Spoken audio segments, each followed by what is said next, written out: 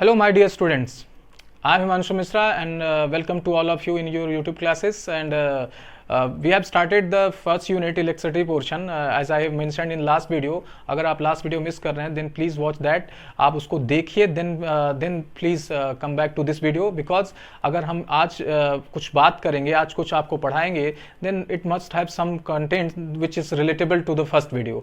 तो आपको इसमें कुछ ऐसा मिलेगा जो पहले वीडियो से रिलेट करेगा एंड आपने अगर नहीं देखा है तो आपको प्रॉब्लम होगी. देन आपसे रिक्वेस्ट है कि आप क्लासेस को मिस ना करें, आप सभी वीडियोस को देखते रहें. चलिए, in previous video we have discussed about the charge and its property and unit of the charge and what type of quantity is the charge. ये सारी बातें हम लोग डिस्कस कर चुके हैं. अब हम लोग आगे मूव करेंगे and today we will discuss the types of material on the basis of electricity. That means हमें ये डिसाइड करना है कि जैसे आपने लोअर क्लास में आपने सॉलिड लिक्विड गैस को डिसाइड किया था on the basis of their distribution, किस तरीके से हमारे मॉलिक्यूल्स डिस्ट्रीब्यूटेड हैं. इस बेसिस पर लास्ट क्लास में 6, 7, 8, 9 में आपने डिसाइड किया कि कौन सा सॉलिड होगा, कौन सा मेटल लिक्विड होगा, कौन सा गैसियस स्टेट में होगा. अब यहाँ पर हम मटेरियल्स को कैटेगराइज कर रहे हैं on the basis of the electricity. यानी हमारी जो मटेरियल्स हैं, जो भी हमारे पास अराउंड ऑब्जेक्ट्स दिख रही हैं, उनको हम कैटेगराइज करना चाह रहे हैं. लेकिन कैटेगराइजेशन में यहाँ पे जो हम डिवीज़न कर रहे हैं, जो हम उनको अलग अलग देखने की कोशिश कर रहे हैं, उसका जो बेसिस है वो है हमारा इलेक्ट्रिसिटी. जैसे मैं कैटेगराइजेशन का जो बेसिस बोल रहा हूँ उसको आप समझिए कि बेसिस क्या है. जैसे आप स्कूल में गए और जाके क्या हो गया, सब लोग गैदर्ड हो गए है ना. फिर उसके बाद प्रिंसिपल सर ने कहा कि नहीं, सिर्फ 10th क्लास के स्टूडेंट इधर आ जाएं, 9th क्लास के इधर चले जाएं.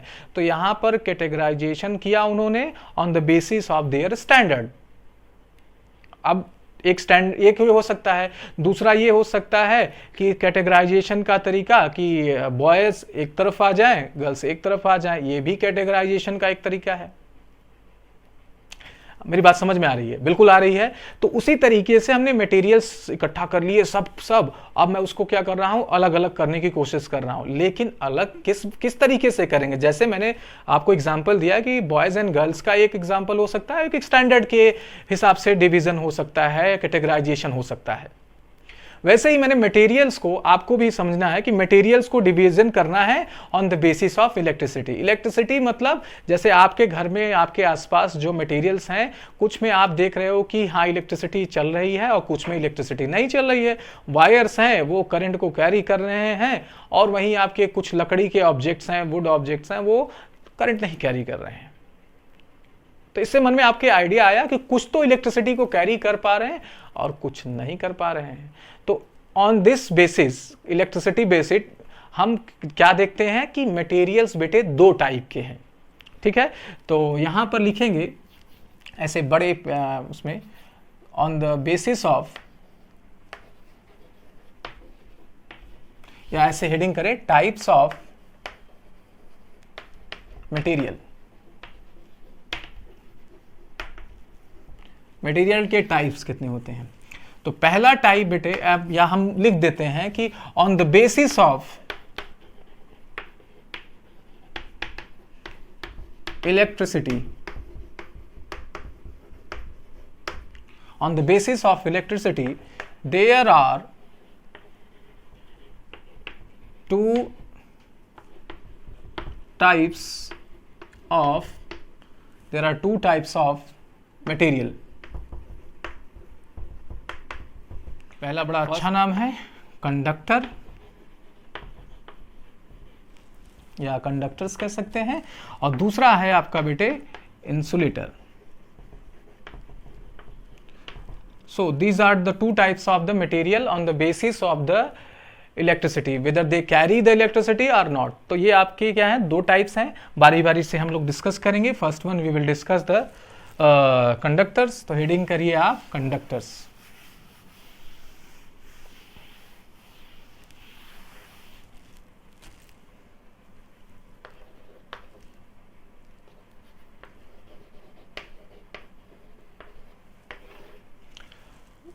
Okay, then what is the conductors? बेटे you can see around yourself, आप अपने चारों तरफ देखें, then you will find that some materials are are used in the electrical circuits like your current carrier like bulb, fan, fridge etcetera. तो ऐसी जगहों पे जो मटेरियल्स यूज किए गए हैं जो इलेक्ट्रिसिटी को कैरी कर रहे हैं बेटे, ऐसे मटेरियल्स का नाम कंडक्टर्स रखा गया है। Even your body is very good conductor, even your means I am not coming from Mars, मैं मंगल ग्रह से नहीं आया हूँ, including my self, but teaching skill ऐसा है कि मैं आप बोलता हूँ, ऐसा ना हो कि आप समझे कि सर को करंट नहीं लगता, बिल्कुल लगता है। Human bodies are the good conductors, है ना। आप अगर आपको ऐसा उम्मीद करता हूँ नहीं होना चाहिए, लेकिन अगर कभी आपको इलेक्ट्रिसिटी के झटके लगे हों then you feel that the current passes through your body, आपके बॉडी से क्या करता है, करंट पास करता है। Then your body is also conductor and including भी, हमारा बॉडी भी क्या है, गुड कंडक्टर है। और वहीं पर आपके जो मटेरियल्स हैं जिनकी बात मैं अभी करूंगा, इंसुलेटर, वो आपकी लकड़ी हो सकती है, सूखी लकड़ी, और आपके स्लीपर जो रबर से बनी हुई है, ये सब क्या है आपकी इंसुलेटर्स हैं। फिलहाल कंडक्टर की बात, द मटेरियल्स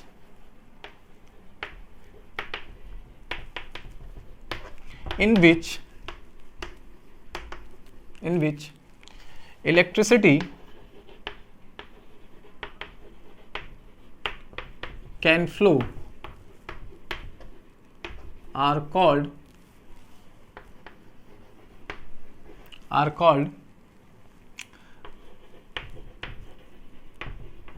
कंडक्टर्स। तो उनको हम क्या बोलेंगे, कंडक्टर्स बोलेंगे बेटे। अब इसके एग्जाम्पल क्या हो सकते हैं, इसके एग्जाम्पल हैं आपके वायर्स जितने भी हैं, तो कॉपर वायर आपका क्या है, इसका अच्छा एग्जाम्पल है ना। आयरन भी आपका अच्छा एग्जाम्पल है इसका। ह्यूमन बॉडी भी आपकी क्या है,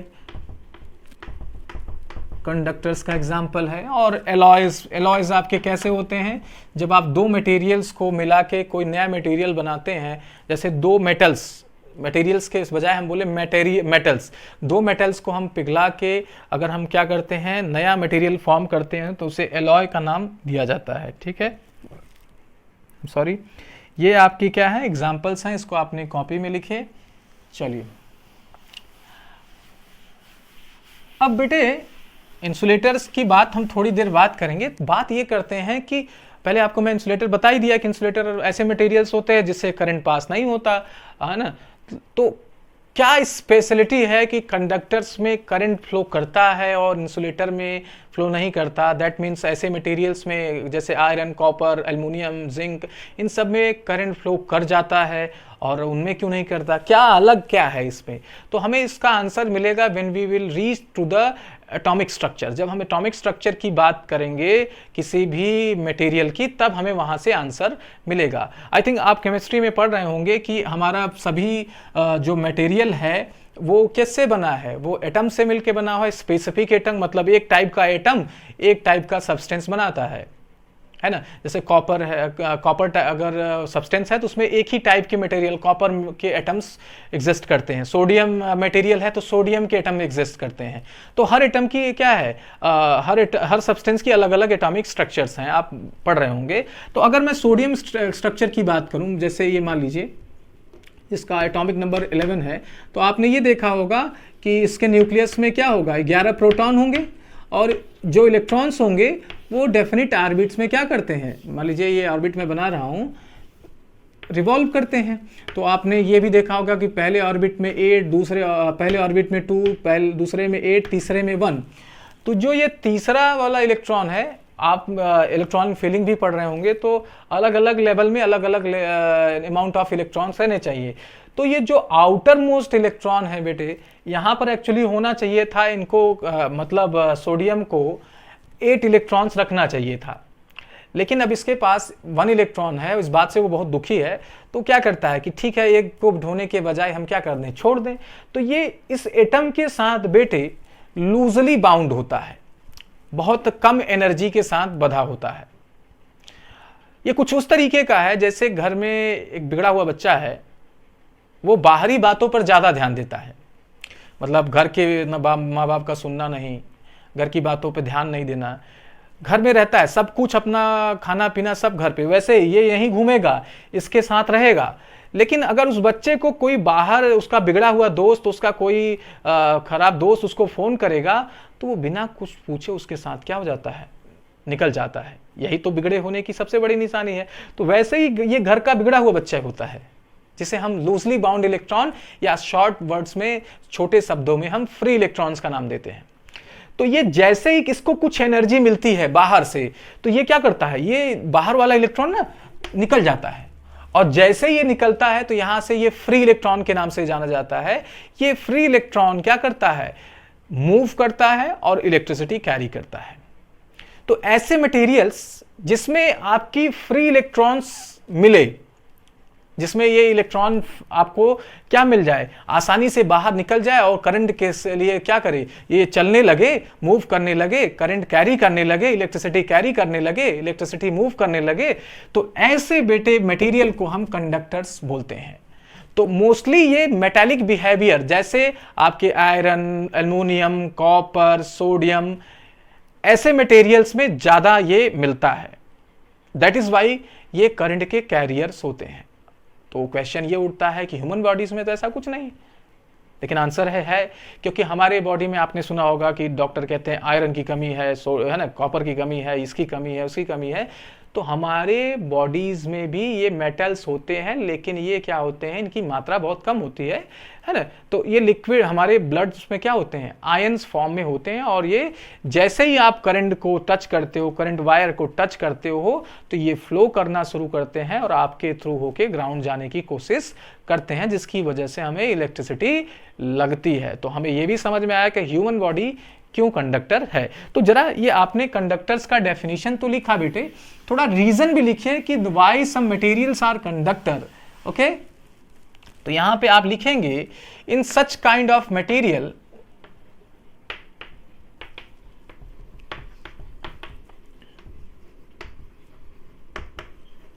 in such kind of materials, electrons of outermost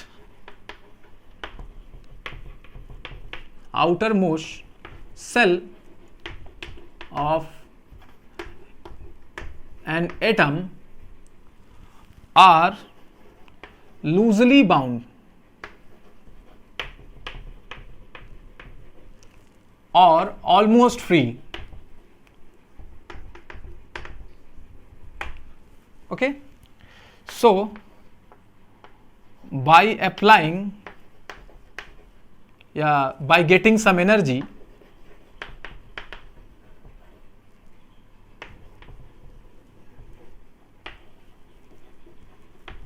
they move. तो एनर्जी पाने के कारण वो क्या करते हैं, मूव करते हैं, एंड कैरीज इलेक्ट्रिसिटी। क्या करते हैं बेटे, इलेक्ट्रिसिटी कैरी करते हैं। इलेक्ट्रिसिटी हमारे अराउंड जो ये बिजली आ रही है, इसी को इलेक्ट्रिसिटी बोलते हैं, है ना। तो ये क्या है, आपकी इलेक्ट्रिसिटी बेटे कैरी करते हैं। तो आपका इसका मतलब रीजन आपको समझ में आया। आप इसको कॉपी में लिख लीजिए, वीडियो को पॉज करके। अगर आपको लगता है कि सर तेजी से चल रहे हैं तो आप वीडियो को पॉज कर सकते हैं, कोई बात नहीं, आप लिख ले, फिर उसके बाद प्ले कर दीजिए।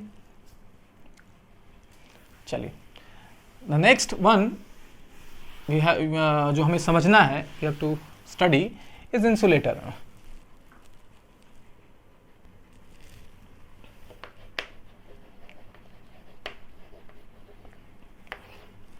ओके, तो इंसुलेटर कैसे होते बेटे मटेरियल, जिसमें करंट फ्लो नहीं करता, और ये कभी भी देखेंगे कि इसमें फ्री इलेक्ट्रॉन की एग्जिस्टेंस नहीं होती। करंट नहीं कैरी करने का कारण सिर्फ यही होता है बेटे कि इसमें इलेक्ट्रॉन आपकी क्या होती है, फ्री, इस मोमेंट में फ्री नहीं रहती। जब भी रहता है इसका ऑक्टेट कंप्लीट रहता है, मतलब इसके एटम्स के ऑक्टेट कंप्लीट रहते हैं।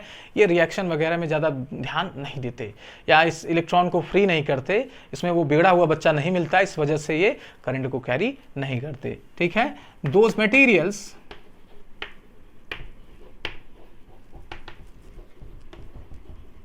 विच आर या इन विच कर लें, in which short definition, in which electricity does not flow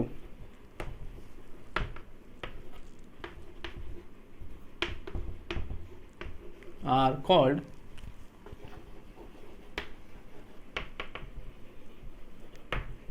insulator। क्या बोलेंगे भाई, इंसुलेटर्स बोलेंगे। इसके एग्जाम्पल क्या हो सकते हैं भाई? इसके एग्जाम्पल आपके रबर है ना, ड्राई वुड, ये भी इसका एग्जाम्पल है, प्लास्टिक, ये भी इसका अच्छा एग्जाम्पल है, एक्सेट्रा।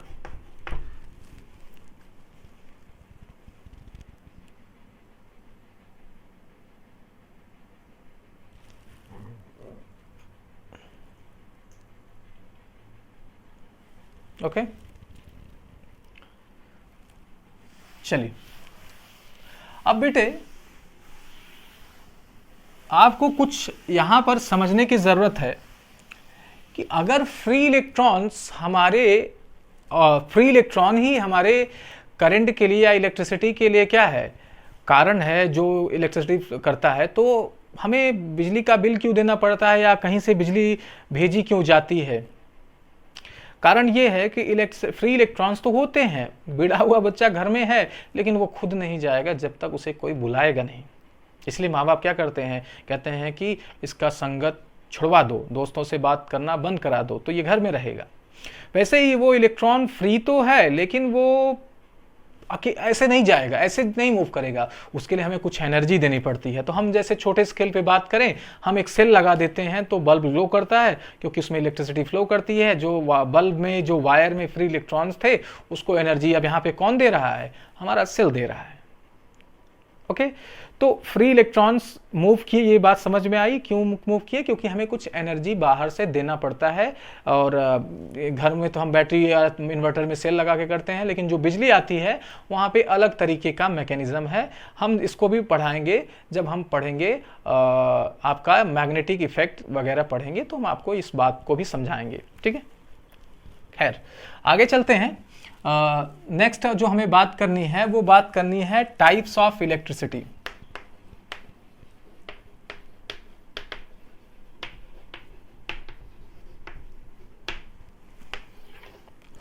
तो इलेक्ट्रिसिटी के टाइप्स कितने होते हैं?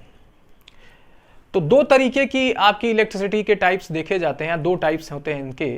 First one is a static electricity and second one is motion या इलेक्ट्रिसिटी इन मोशन, जिसे हम इलेक्ट्रिक करंट का नाम देते हैं। पहले हम लोग बात करते हैं टाइप्स की, फिर हम बारी बारी से दोनों डिस्कस करते हैं। तो पहला मैंने कहा कि स्टैटिक इलेक्ट्रिसिटी, और जो हमारा दूसरा है वो है करंट इलेक्ट्रिसिटी।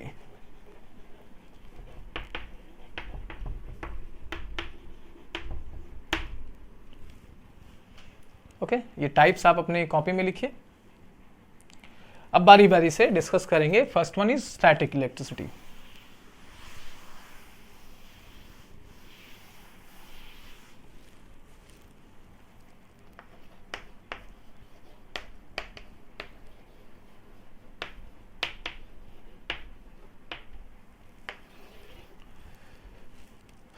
चलिए, स्टैटिक इलेक्ट्रिसिटी क्या है?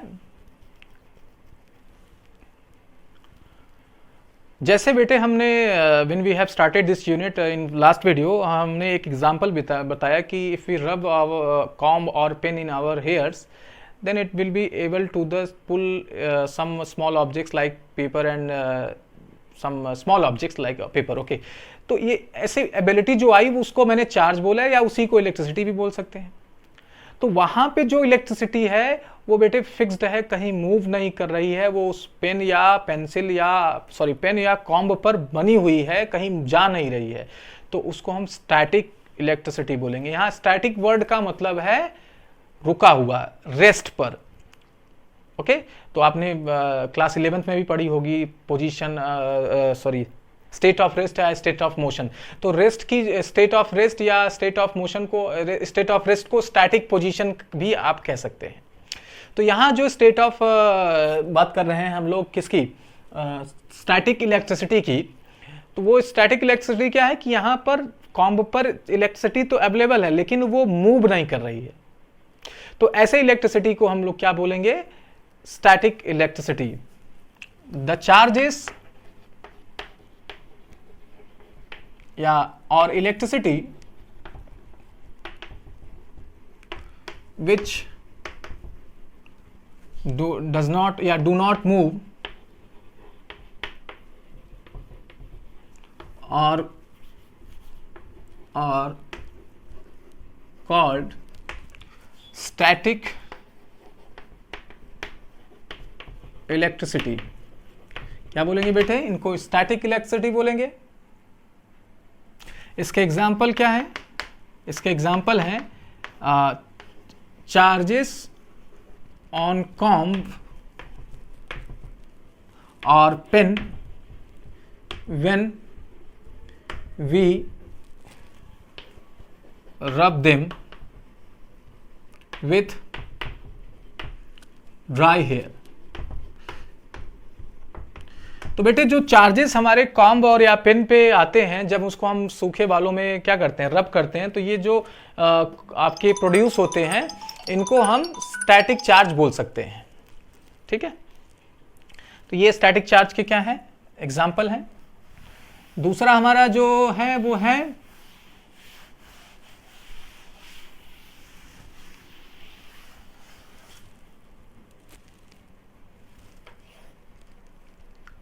देखिए दूसरा टाइप क्या है?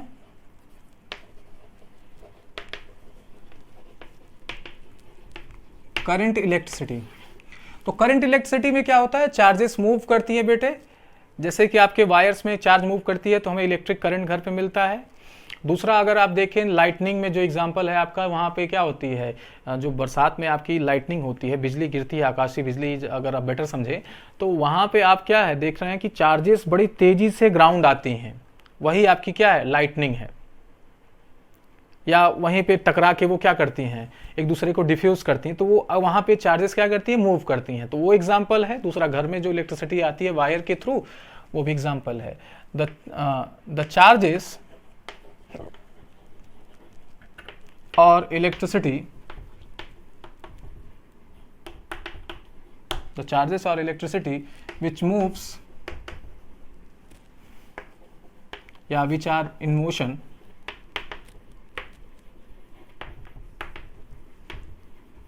are called current electricity। तो उनको हम क्या बोलेंगे भाई? Current and electricity.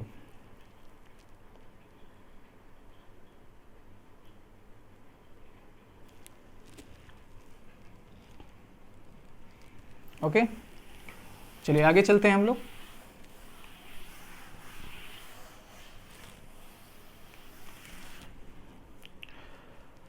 अब हमें जो देखना है यहां पर, वो हमारे बुक के अकॉर्डिंग इलेक्ट्रिक पोटेंशियल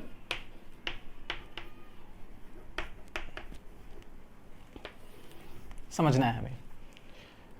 तो इलेक्ट्रिक पोटेंशियल क्या है, उससे पहले आप ये समझिए कि भाई दो चार्जेस हैं। आपने कल के लास्ट वीडियो में ये पढ़ा कि like charges repel each other and unlike charges attract each other.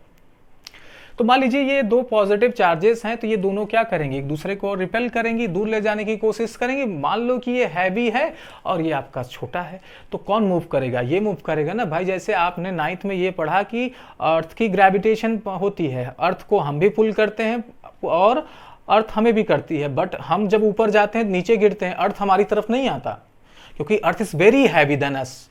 वैसे ही अगर ये हैवी हम ले लें चार्ज और ये ले स्मॉलर, तो कौन मूव करेगा? ये करेगा। और बेटे मूव करते करते करते एक ऐसा रीजन आएगा कि ये पास कर जाएगा, फिर इस पर किसी भी तरीके का हमारा जोर जबरदस्त नहीं रह पाएगा इस चार्ज का। या हम ये बोले कि हम पॉजिटिव चार्ज को दूर से ले आ रहे हैं और एक ऐसा रीजन चालू हुआ जहां पे ये चार्ज ने इस पे क्या किया? फोर्स लगाना चालू किया, अट्रैक्शन या रिपल्सन का। यहाँ पे रिपल्सन का होगा।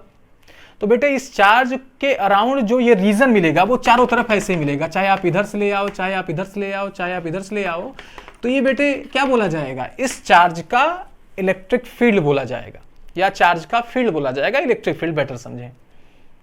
ओके, तो जैसे जैसे ये नजदीक आता जाएगा ये इलेक्ट्रिक फील्ड क्या होगा, या ये फोर्स जो होगी इनके बीच में वो स्ट्रॉन्गर होती जाएगी। आप एक मैग्नेट को दूर रखे हैं तो उनके बीच में फोर्स स्ट्रॉन्ग वीकर है, जैसे जैसे उनको पास ले आ रहे हैं उनके बीच में क्या हो रहा है? फोर्स मजबूत होता जा रहा है। अगर वो अट्रैक्शन का है या रिपल्सन का, दोनों केसेस में आप देखेंगे नजदीक आने पे आपको ज्यादा फोर्सेस मिलेंगे। वैसे ही सेम यहां भी होता है कि if we bring the charge from infinity word का मतलब है कि पहुंच से बाहर। इन्फिनिटी वर्ड का जो मैं इस्तेमाल कर रहा हूं उसका मतलब समझिए कि जैसे हम बोल रहे हैं कि ये इन्फिनिटी से लाया जा रही थी। इन्फिनिटी मतलब ये नहीं कि हम दूसरे यूनिवर्स या दूसरे सोलर सिस्टम से ले आ रहे हैं। Infinity it's a distance. अगर यहां डिस्टेंस की बात करें विच इज वेरी मच या वेरी हाई, जो उसकी वैल्यू बहुत ज्यादा है या आउट ऑफ रीच है। दैट मीन्स जैसे मान लो ये चार्ज को यहां तक जब था तो ये फोर्स लगा रहा था, जैसे इसके बाहर गया तो इससे कोई मतलब नहीं, देन इसके लिए ये क्या है, इन्फिनिटी पे है। ओके तो मेरी बात समझ में आई कि अगर किसी चार्ज से दूसरा चार्ज क्या है, उसके पहुंच से बाहर है या ऐसे रीजन से बाहर है कि वहां पर उसके बीच का फोर्स जीरो है, then you will say that charge is infinity with respect to it। तो अगर इस कंडीशन में बेटे हम इन्फिनिटी से किसी चार्ज को ले आते हैं, मान लीजिए वो चार्ज 1 कूलम है, मैंने चार्ज की यूनिट बताई 1 है ना, तो 1 कूलम चार्ज को हम लोग क्या कर रहे हैं, इन्फिनिटी से ले आके यहां पर रख रहे हैं, रख दिया मैंने, तो कुछ तो यहां से यहां तक बेटे में वर्क किया ना, यहां तक तो कोई दिक्कत नहीं, लेकिन जैसे यहां पर ले आए तो पॉजिटिव चार्ज ले आ रहे थे, तो ये क्या किया, इसको बुरा लगने लगा, ये इसको दूर ले जाने की कोशिश किया, लेकिन उसके बावजूद हम इसको क्या कर रहे हैं, पास ले आ रहे हैं। कुछ इस तरीके से कि दो मैग्नेट अगर हम पास ले आ रहे हैं तो मान लीजिए वो अट्रैक्शन कर रहा था, हम उसको पलट के ले आए तो उनके बीच में रिपल्सन होता है, लेकिन बावजूद उस रिपल्सन को हम क्या करते हैं, जबरदस्ती पास में ले आते हैं कि नहीं, तो हमें कुछ वर्क करना पड़ता है, हमारी मसल्स कुछ वर्क करती हैं, हम कम करते हैं। वैसे ही इस पॉजिटिव चार्ज को जब हम ले आ रहे थे तो जैसे ही इसके रीजन में आया, इसके फील्ड में आया, तो ये इसको बुरा लगने लगा और ये उसको दूर ले जाने की कोशिश किया, लेकिन बावजूद उसके बेटे हम लोगों ने क्या किया, इसको यहां पे ले आके प्लेस कर दिया। मान लीजिए यहां से यहां तक ले आने में आपने जो वर्क किया उस वर्क की वैल्यू W है, और जो आप चार्ज ले आ रहे हैं वो चार्ज Q है। तो इस W/Q मतलब वर्क पर यूनिट चार्ज, कि आप इस यूनिट चार्ज, इसके यूनिट पार्ट को, जैसे मान लीजिए 10 कूलम था तो 1 कूलम ले आए, 2 कूलम ले आए, 3 कूलम, तो इसके हर पर कूलम को ले आने में जो वर्क डन आपको करना पड़ा, मान लीजिए 10 कूलम चार्ज था, आप एक एक कूलम करके ले आए और आपने वर्क किया 20 जूल, तो 20/10 कर देंगे तो आपको क्या मिलेगा, 2 वैल्यू मिलेगी, वैल्यू 2 मिलेगी। तो यही बेटे 2 जो होगा इस पॉइंट पर इलेक्ट्रिक पोटेंशियल होगा। ओके मेरी बात समझ में आई, तो इसको लिखा जाए, इसका डेफिनेशन, फिर हम इसको अगली वीडियो में और क्लैरिफाई करने की कोशिश करेंगे। ओके चलिए इसका डेफिनेशन लिखा जाए। Electric potential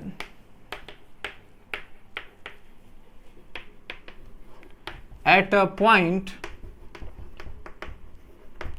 point in electric field is defined as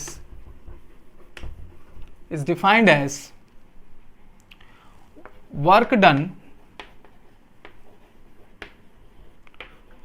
per unit charge to bring it from infinity to that point। तो इन्फिनिटी से किसी पॉइंट पर ले आने में जो work done per unit charge होगा बेटे, उसी को हम इलेक्ट्रिक पोटेंशियल बोलेंगे। ये आपकी इलेक्ट्रिक पोटेंशियल की डेफिनेशन रही। इसका जो फॉर्मूला होता है उसको हम कैसे लिखते हैं, अब ये इलेक्ट्रिक पोटेंशियल बेटे V से रिप्रेजेंट किया जाता है, तो V इज इक्वल टू होता है W/Q, where V is electric potential,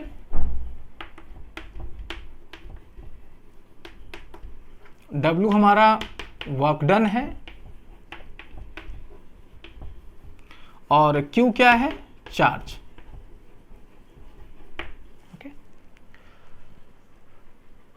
Okay students, that's all for today. Please note on your copy and make proper notes। आपके पास notes होगा then आपके लिए क्या होगा, एग्जाम टाइम में बेनिफिशियल होगा, आपको बहुत जगह जगह ढूंढना नहीं पड़ेगा और आपकी एग्जाम अच्छा जाएगा, आपके एग्जाम अच्छे होंगे।